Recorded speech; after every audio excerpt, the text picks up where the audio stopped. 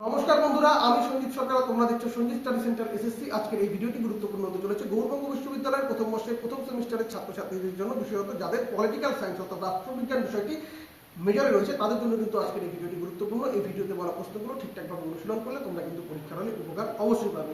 বেশি দেরি করবো না, সরাসরি মূল ভিডিওতে প্রবেশ করবো। ভিডিওটি ভালো লেগে থাকলে অবশ্যই লাইক করো, কমেন্ট করে তোমরা তোমাদের মতামত জানিও, বন্ধুদের মধ্যে শেয়ার করো। চ্যানেলে প্রথম হয়ে থাকলে অবশ্যই সাবস্ক্রাইব করে পাশে দেওয়া নোটিফিকেশন বেল আইকন থেকে ক্লিক করে রেখো পরবর্তী আপডেট পাওয়ার জন্য। আর তুমি যদি এই ভিডিওটিকে ফেসবুক বা ইনস্টাগ্রাম প্ল্যাটফর্মে দেখে থাকো তাহলে অবশ্যই পেজটিকে লাইক করে দেবো। চলো শুরু করা যাক আজকের এই গুরুত্বপূর্ণ ভিডিওটিকে।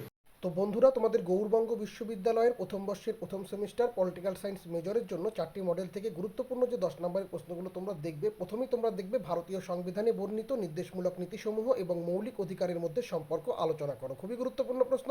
2 নম্বর, জনস্বার্থ মামলা বলতে কী বোঝো? ভারতীয় বিচার ব্যবস্থায় জনস্বার্থ মামলার গুরুত্ব আলোচনা করো। প্রশ্নটা ঘুরিয়ে আসতে পারে, ভারতীয় বিচার ব্যবস্থায় জনস্বার্থ মামলার প্রয়োজনীয়তা আলোচনা করো, বা ভারতীয় বিচার ব্যবস্থায় জনস্বার্থ মামলার ভূমিকা আলোচনা করো। 3 নম্বর, ভারতের সুপ্রিম কোর্টের গঠন, একচ্ছত্র এলাকা এবং আপিল এলাকা সম্পর্কে আলোচনা করো। 4 নম্বর, ভারতের লোক আদালতের গঠন ও কার্যাবলী আলোচনা করো, অথবা দ্রুত বিচার নিষ্পত্তিতে লোক আদালতের ভূমিকা আলোচনা করো। এইভাবে ঘুরিয়েও আসতে পারে।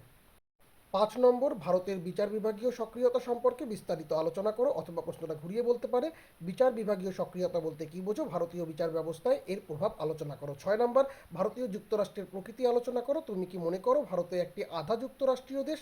যুক্তিসহ আলোচনা করো, অথবা প্রশ্নটা এভাবেও বলতে পারে, ভারতীয় সংবিধানের যুক্তরাষ্ট্রীয় বৈশিষ্ট্যগুলি আলোচনা করো। 7 নম্বর, ভারতের কেন্দ্র ও রাজ্যের মধ্যে আর্থিক ক্ষমতা বন্টন বা আর্থিক সম্পর্ক আলোচনা করো। প্রশ্ন ঘুরিয়ে বলতে পারে, কেন্দ্র ও রাজ্যের মধ্যে আর্থিক সম্পর্ক সংক্ষেপে আলোচনা করো, বা কেন্দ্র ও রাজ্যের মধ্যে আর্থিক ক্ষমতা বন্টনের রূপরেখাটি বিস্তারিত আলোচনা করো। 8 নম্বর, তোমরা প্রশ্নটি পড়বে, ভারতবর্ষের নির্বাচন কমিশনের গঠন ও ক্ষমতা কার্যাবলী সম্পর্কে বিস্তারিত আলোচনা করো। 9 নম্বর, ভারতবর্ষের নির্বাচনী সংস্কারের প্রয়োজনীয়তা ও বিভিন্ন দিক আলোচনা করো, অথবা প্রশ্নটা ঘুরিয়ে বলতে পারে, সুষ্ঠু ও নিরপেক্ষ নির্বাচন নিশ্চিত করতে নির্বাচন কমিশনের ভূমিকা ও সংস্কারের গুরুত্ব ব্যাখ্যা করো। 10 নম্বর, ভারতের নির্বাচনী ব্যবস্থার প্রধান বৈশিষ্ট্যসমূহ আলোচনা করো। তুমি উত্তম, মধ্যম, নিম্ন যে মানেরই স্টুডেন্ট হও না কেন, এই 10টি প্রশ্ন তোমাকে কিন্তু ভালো করে রেডি করতেই হবে। এরপরেও তোমাদের কিছু গুরুত্বপূর্ণ প্রশ্ন রয়েছে যেগুলো একটু তুলনামূলক কম গুরুত্বপূর্ণ, তবে তোমাদের ওগুলো দেখে যেতেই হবে। দেখে নাও প্রশ্নগুলো কী কী।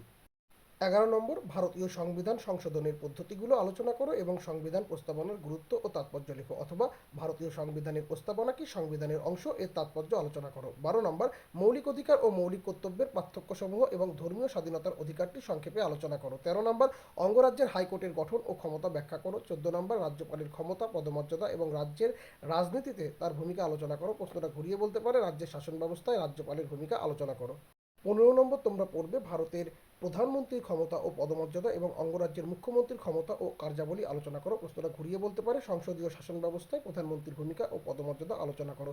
16 নম্বর, ভারতের কেন্দ্র ও রাজ্যের মধ্যে আইন প্রণয়ন এবং প্রশাসনিক সম্পর্কের ক্ষমতা বন্টন বিশ্লেষণ করো, অথবা প্রশ্নটা ঘুরিয়ে বলতে পারে, কেন্দ্র ও রাজ্যের মধ্যে আইনগত বা প্রশাসনিক ক্ষমতার বন্টন আলোচনা করো। এই 16টি প্রশ্ন, প্রথম 10টি প্রশ্ন খুব ভালো করে পড়বার পরে এই 6টি প্রশ্নকেও তোমরা কিন্তু গুরুত্ব সহকারে দেখবে।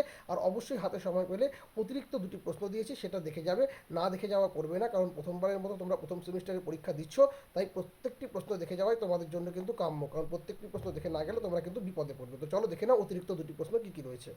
17 নম্বর প্রশ্ন, লোকসভা স্পিকারের ক্ষমতা ও কার্যাবলী। ভারতীয় সংসদীয় ব্যবস্থায় বিরোধী দলের ভূমিকা এবং সংসদের উভয় কক্ষ, বিশেষত লোকসভা ও রাজ্যসভা পারস্পরিক সম্পর্ক আলোচনা করো। 18 নম্বর, ভারতের রাষ্ট্রপতির জরুরি ক্ষমতা, বিশেষ করে 3টি স্তর, অ্যাটর্নি জেনারেল ও অ্যাডভোকেট জেনারেলের ভূমিকা এবং আঞ্চলিক দলগুলির উত্থানের কারণসমূহ ও শোষণের বিরুদ্ধে অধিকার সংক্ষেপে লেখো। এই 18টি প্রশ্ন দেওয়া হচ্ছে, 10টি প্রচণ্ড গুরুত্বপূর্ণ, তারপরে 6টি অবশ্যই দেখতে লাগবে, এবং এই 2টি অবশ্যই চোখের দেখা দেখে যেও। এই প্রশ্নগুলো পড়ে গেলে তোমরা পরীক্ষার হলে যথেষ্ট কনফিডেন্স পাবে এবং তোমরা পরীক্ষা কিন্তু ভালো দিয়ে আসতে পারবে বলে আমি বিশ্বাস করি। তো আগামীকালের পরীক্ষার জন্য শুভেচ্ছা জানিয়ে আজকের ভিডিও আমি এখানেই শেষ করছি। সকলকে বেস্ট অফ লাক জানিয়ে সকলে ভালো থেকো। ধন্যবাদ।